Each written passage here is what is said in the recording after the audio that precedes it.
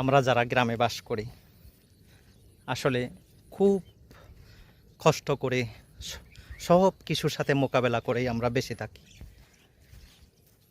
তো এই গ্রামের প্রতিটা শিশু সকাল থেকে কিন্তু সংগ্রাম করে। তো এই যে আমরা লেখাপড়া করছি হাঁটু পর্যন্ত কাদামাটি, তারপরে এই যে এই ধরনের বন্যার পানি পার হয়ে আমরা একাকী কত স্কুলে গেছি, বইগুলো হারাই ফেলছি।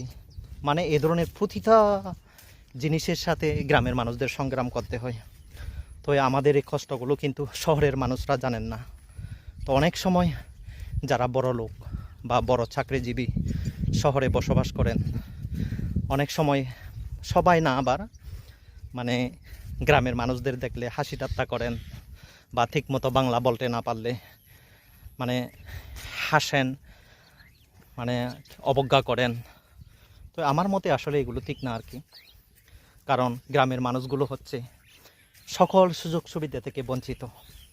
তো গ্রামের মানুষরা যদি এই যে অবদান না রাখে, মানে কৃষিকাজ না করে আর কি, শহরের মানুষরা আপনারা কি খাবেন?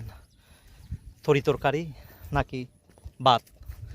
এই যে এগুলোই কিন্তু গ্রাম থেকে উৎপন্ন হয়, আর আপনারাই এগুলো নিয়েই আপনারা কি জীবন ধারণ করেন। তো আমি আশা রাখবো গ্রামের মানুষদেরও আপনারা অবহেলা করবেন না।